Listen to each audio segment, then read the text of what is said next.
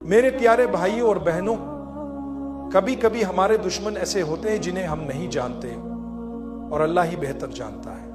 کبھی کبھی ہمیں غیر محفوظ محسوس ہوتا ہے اور اللہ تعالیٰ فرماتے ہیں کہ وہ ہمیں تھوڑی بے یقینی سے آزما سکتے ہیں، یا ایسے لوگوں کی دشمنی سے جو ہم جانتے ہوں یا نہ جانتے ہوں۔ کبھی کبھی ہمارے درمیان منافقین ہوتے ہیں جو ہمارے سامنے مسکراتے ہیں لیکن پیچھے ہمارے خلاف چال چلتے ہیں۔ اس بارے میں میرے لیے اللہ کی کیا رہنمائی ہے؟ مجھے کیا کرنا چاہیے؟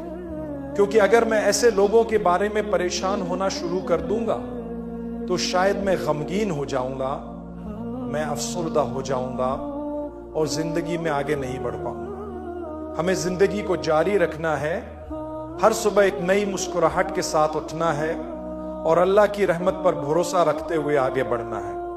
اللہ تعالیٰ نے سورہ النساء میں بڑی خوبصورتی سے یہ بات بیان کی ہے۔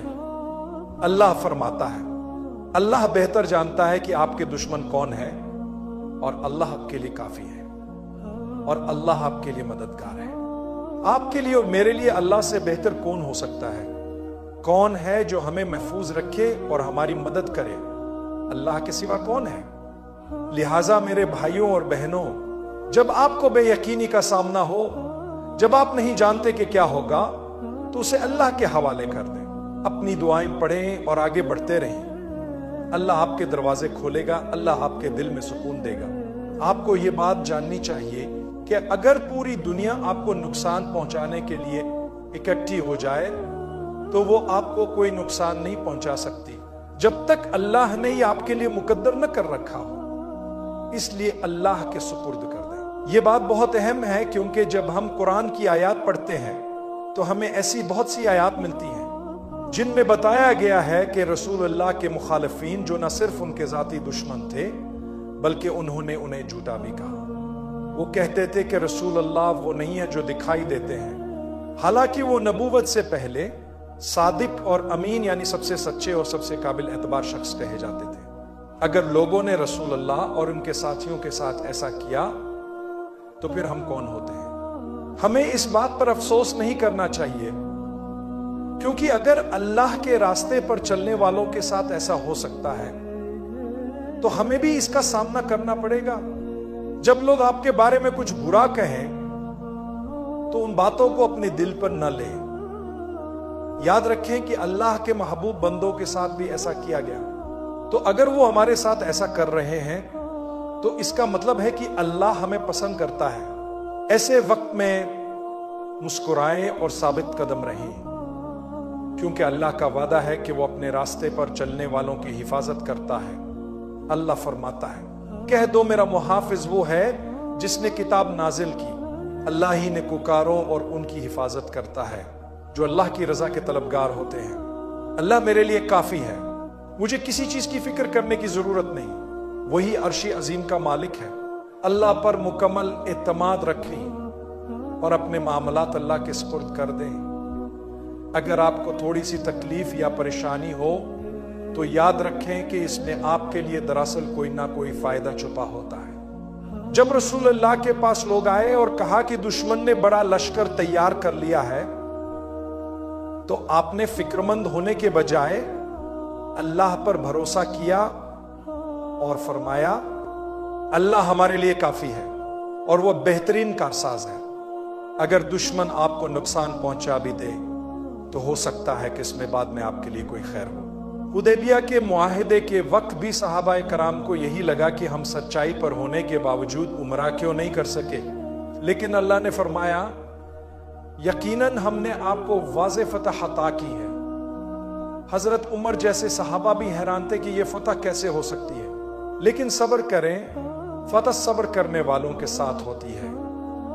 اگر آج نہیں تو کل آپ خوشی منائیں گے، آپ فتح یاب ہوں گے۔ اور یوں رسول اللہ نے فرمایا کہ اگر اللہ نے اسے فتح کہا ہے تو یہ واقعی فتح ہے۔ کچھ سال بعد وہ فاتحانہ انداز میں مکہ مکرمہ میں داخل ہوئے۔ فتح مکہ کے دن صحابہ کی تعداد ہزاروں میں تھی، اور آپ جانتے ہیں کہ رسول اللہ نے اس دن کیا کیا۔ جب وہ جانتے تھے کہ وہ جیت گئے ہیں تب بھی وہ سب سے زیادہ عاجزی کے ساتھ پیش آئے۔ وہ غرور و تکبر سے بالکل پاک تھے۔ جو بھی اس دن معافی کا طلبگار ہوا اسے معاف کر دیا گیا۔ صرف یہی نہیں، جب انہیں مکمل طاقت اور اختیار حاصل تھا، جب وہ اپنے دشمنوں کے ساتھ جو چاہتے کر سکتے تھے، تو انہوں نے کیا کیا؟ انہوں نے ایک سوال کیا، اور یہ سوال مجھے بہت پسند ہے کیونکہ اس سے ہمیں بہت کچھ سیکھنے کو ملتا ہے۔ جب آپ طاقتور ہوں، جب آپ کے پاس دولت ہو، جب آپ کے پاس اختیار ہو، جب آپ کسی منصب پر ہوں، تو آپ کیا کریں گے؟ رسول اللہ ان سب سے بلند تھے۔ یہ سب دنیاوی القابات ہیں، لیکن آپ سب سے افضل نبی، سب سے بہترین انسان تھے۔ رسول اللہ نے اہل قریش سے پوچھا، تمہیں کیا لگتا ہے کہ میں آج تمہارے ساتھ کیا کروں گا؟ وہ جانتے تھے کہ انہوں نے کیا ظلم کیے ہیں، قتل کیا ہے، لوٹا ہے، ستایا ہے، لیکن سب خاموش کھڑے تھے۔ وہ امید کر رہے تھے کہ اچھا سلوک کیا جائے گا۔ رسول اللہ نے فرمایا، جاؤ، تم سب آزاد ہو، آج تم سے کوئی بدلہ نہیں لیا جائے گا۔ حضرت موسیٰ اور بنی اسرائیل کو فرعون کے ظلم و ستم کا سامنا رہا۔ برسوں کی اذیت کے بعد حضرت موسیٰ اور ہارون نے دعا کی، یا اللہ، یہ فرعون دن بدن زیادہ فساد پھیلا رہا ہے، آپ نے اسے دنیا کی خوبصورتی، دولت اور اختیار دیا ہے، اور وہ اسے لوگوں کو گمراہ کرنے کے لیے استعمال کر رہا ہے۔ یا اللہ، اس کا مال ختم کر دے، اس کا دل سخت کر دے۔ اللہ نے جواب دیا، میں نے تمہاری دعا قبول کر لی ہے، لیکن تمہیں ثابت قدم رہنا ہوگا یہاں تک کہ تم اپنی دعا کو حقیقت بنتے ہوئے دیکھو۔ اللہ ہمیشہ سنتا ہے، ہماری دعائیں قبول ہو جاتی ہیں، لیکن کبھی وقت لگتا ہے۔ فتح تبھی نصیب ہوگی جب ہم صبر و استقامت کے ساتھ صحیح راستے پر چلتے رہیں گے۔ اللہ ہمیں کامیابی عطا کرے گا بشرطے ہم اس کے حکم پر چلیں اور اس کی راہ میں ثابت قدم رہیں۔ میں اپنی بات کو ایک خوبصورت آیت کے ساتھ ختم کرنا چاہتا ہوں جو ہم نے آج شام پڑھی۔ ہم نے دشمنی، نفرت اور حسد کے بارے میں بات کی، اور یہ سب کچھ رسول اللہ اور ان کے صحابہ کے ساتھ پیش آنے والے واقعات میں سمویا ہوا ہے۔ حضرت موسیٰ کے واقعات بھی ہمارے سامنے ہیں۔ بعض اوقات ہم کسی کو پسند نہیں کرتے، کیوں؟ جو بھی وجہ ہو، ہم انسان ہیں، کبھی کبھی ہمیں کسی کے ساتھ آرام دہ محسوس نہیں ہوتا، یا ہم ان سے دور رہنا چاہتے ہیں۔ یہ انسانی فطرت ہے کہ ہمیں بعض لوگوں کے ساتھ مسئلہ ہو سکتا ہے، لیکن جب آپ کسی کو ناپسند کرتے ہیں تو اس ناپسندیدگی میں میانہ روی اختیار کریں۔ شاید کل وہی شخص آپ کا دوست بن جائے، شاید کل وہی آپ کے قریب ہو جائے۔ اللہ ہمیں حکم دیتا ہے کہ کبھی کسی سے نفرت یا ناپسندیدگی کی بنیاد پر انصاف کا دامن نہ چھوڑیں۔ اللہ فرماتا ہے، عدل کرو، یہی تقوی کے زیادہ قریب ہے۔ جب آپ کا اللہ سے تعلق ہوتا ہے تو اگر آپ کسی کو ناپسند بھی کرتے ہیں تب بھی آپ ان کے بارے میں جھوٹ نہ بولیں، ان کے خلاف کہانیاں نہ بنائیں، اور انہیں بے وجہ نقصان پہنچانے کی کوشش نہ کریں۔ اگر آپ ظلم کریں گے تو غلط آپ ہوں گے، پھر اللہ کی مدد کیسے آئے گی؟ لہٰذا اپنی ناپسندیدگی کو کسی پر ظلم کرنے کا بہانہ نہ بنائیں، انصاف کریں، کیونکہ یہی اللہ کے قریب ہونے کا ذریعہ ہے۔ میرے بھائیوں اور بہنوں، ہم سب سے غلطیاں ہوتی ہیں۔ بہت سے لوگ زندگی میں گناہ کرتے ہیں لیکن بعد میں اپنی زندگی بدل لیتے ہیں۔ جب ہم چھوٹے تھے ہم نے بھی کچھ ایسے کام کیے جن پر آج بھی ہمیں شرمندگی ہوتی ہے، لیکن جیسے جیسے ہم بڑے ہوتے ہیں ہم اللہ کے قریب آنا شروع کرتے ہیں اور اپنی زندگی کو بہتر بناتے ہیں۔ نوجوانی میں یا 20 سال کی عمر تک جب ہم دین کی طرف زیادہ متوجہ نہیں ہوتے، ہم سے غلطیاں ہو سکتی ہیں، کبھی کوئی گناہ میں پڑ جاتا ہے، مثلا کوئی غلط تعلقات، اللہ ہمیں محفوظ رکھے۔ کچھ لوگ فحش مواد دیکھنے لگتے ہیں یا اپنے دوستوں کو اپنی غلط تصاویر بھیج دیتے ہیں، کبھی نشے یا شراب جیسے برے کاموں میں مبتلا ہو جاتے ہیں، لیکن بعد میں انہیں احساس ہوتا ہے کہ یہ سب غلط تھا، بعد میں وہ نادم ہوتے ہیں۔ یہ ندامت اصل میں آپ کے اللہ کے ساتھ تعلق کی وجہ سے ہوتی ہے۔ یاد رکھیں، آدم علیہ السلام سے بھی ایک بڑی غلطی ہوئی تھی۔ آپ نے وہ چیز کھائی جو اللہ نے آپ کے لیے منع کی تھی۔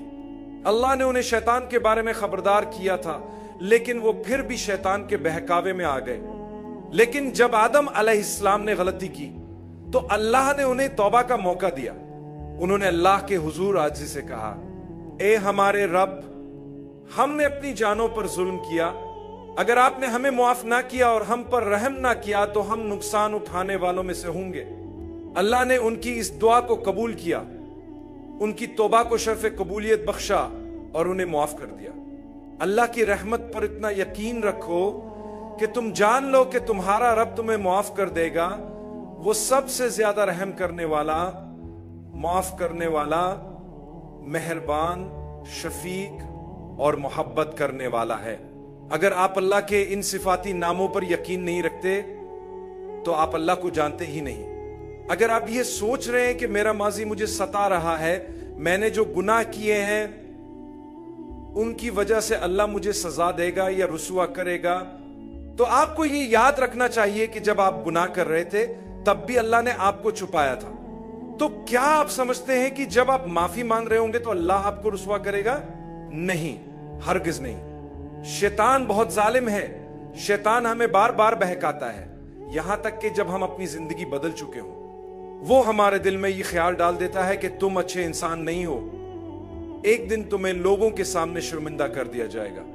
یہ صرف ہماری بے چینی اور خوف کو بڑھاتا ہے، حالانکہ اللہ نے ہماری معافی قبول کر کے گناہ ختم کر دیا ہوتا ہے.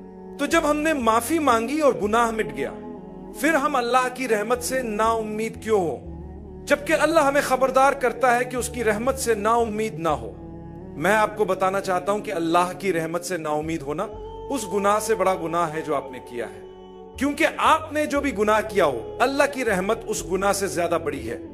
اللہ فرماتا ہے کہ وہ تمام گناہوں کو معاف کر دے گا، حتیٰ کہ شرک کو بھی، اگر آپ نے زندگی کے دوران اللہ سے اس کی معافی مانگی ہو اور آپ نے اپنی زندگی کو بدل لیا ہو.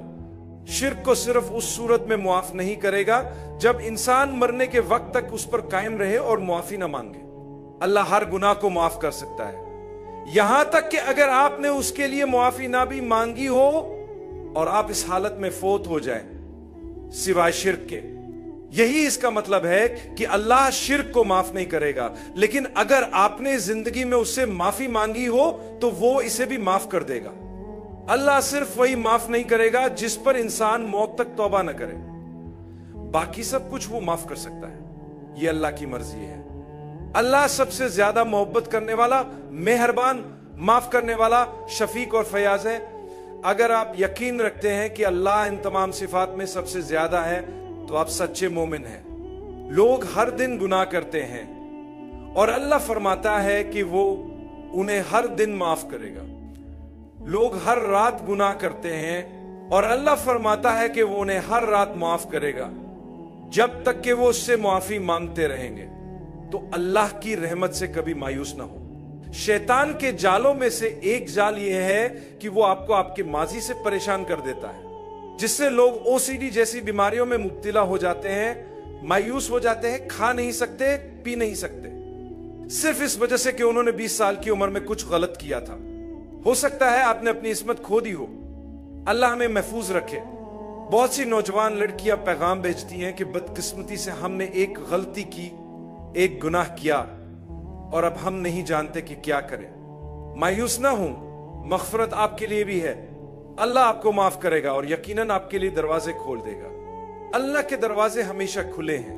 اس کا مطلب یہ نہیں کہ آپ تباہ ہو گئے ہیں یا آپ کو سزا ملے گی. آپ کو صرف اللہ سے معافی مانگنی ہے. دیکھیں ان لوگوں کو جو نشے کے عادی ہیں، جو جوا خانوں میں اپنی کمائی اور زندگی برباد کر رہے ہیں، جو شراب پی رہے ہیں اور خود کو نشے میں مبتلا کر رہے ہیں. نشے کی حالت ایسی ہوتی ہے جو نہ قابل تصور ہوتی ہے. لیکن آپ جانتے ہیں کہ اللہ ان لوگوں سے کیا کہتا ہے؟ اللہ فرماتا ہے میرے دروازے کھلے ہیں، میں معاف کرتا رہوں گا، بار بار معاف کرتا رہوں گا، ہمیشہ معاف کرتا رہوں گا. کبھی یہ نہ سوچے کہ اللہ معاف نہیں کرے گا. یہ اللہ کی صفات میں شامل ہی نہیں کہ وہ معاف نہ کرے. وہ سب سے زیادہ مہربان، سب سے زیادہ بخشنے والا، سب سے زیادہ رحم کرنے والا ہے. اللہ وہ ذات ہے جس کی رحمت ہر چیز کو گھیرے ہوئے ہے، اور وہ ایمان والوں کے لیے ایک خاص رحمت بھی رکھتا ہے. اپنے ماضی کو اپنے حال یا مستقبل پر غالب نہ آنے دیں. آپ کو یہ سوچ کر خوش ہونا چاہیے کہ آپ کا رب بے حد مہربان ہے. جو ہو چکا وہ ماضی کا حصہ ہے، نہ وہ آپ کا حال ہے اور نہ آپ کا مستقبل ہوگا. اگر آپ نے ماضی میں کوئی غلطی یا گناہ کیا تھا تو وہ ختم ہو چکا ہے. اللہ تعالیٰ آپ کو اس گناہ کی سزا نہیں دے گا، بشرطے کہ آپ نے معافی مانگ لی ہو. ایک بار معافی مانگ لینا کافی ہے. ہم بار بار معافی مانگتے ہیں، لیکن پہلی بار کی معافی ہی آپ کے گناہ کو مٹا دیتی ہے.